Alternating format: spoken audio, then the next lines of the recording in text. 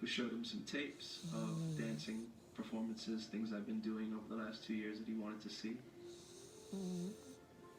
I think it was a Friday. And he said, you know, do you and the family, do you guys want to come to Neverland for the weekend? Playing us some music, like some unreleased music, just getting this like secret access, right, to him and to his world. It was sort of surreal for us, for all of us. You know, Hollywood and this whole entertainment business was